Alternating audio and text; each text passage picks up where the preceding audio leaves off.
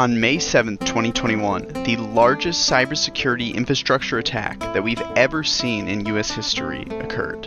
The Colonial Pipeline was the target, which services nearly 45% of all fuel that's consumed on the east coast of America.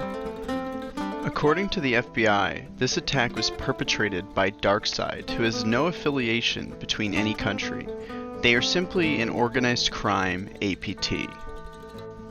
According to DarkSide's advertising campaign, they won't attack moral targets such as education targets, medical targets, government, nonprofits, etc. They'll only target businesses where they figure out that there is enough cash flow for them to be able to skim off the top without destroying the business. Now this takes a lot of footprinting on the front end to do enough reconnaissance to go through the accounting and figure out exactly how much money they have and coordinate how much money they would be capable of paying out, and also figuring out the best targets to hit which will reap the most reward and be the most likely to pay out. On May 9th, a state of emergency was declared in 17 different states. This was mostly centered along the south and the east coast of the United States. Gas prices began to rise rapidly, reaching almost $3 a gallon, which is the highest prices that we've seen since 2014. The attackers stole 100 gigabytes of data and threatened to release it on the internet if the ransom was not paid.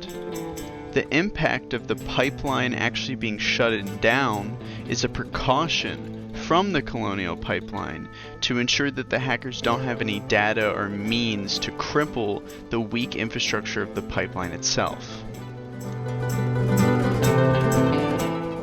This type of attack is bound to happen again and again with the weak infrastructure that we have in our nation that's defending these key pivotal targets. When attacks such as SolarWinds occur, there is no tangible impact that the average consumer or user feels. They don't see the digital repercussion of what is happening. When something like the Colonial Pipeline attack happens, they can tangibly see the price of gasoline rise and equate that with the cyber attack that just occurred. These types of attacks are important to bring awareness and education to these events and push for the importance of defending our networks better and better.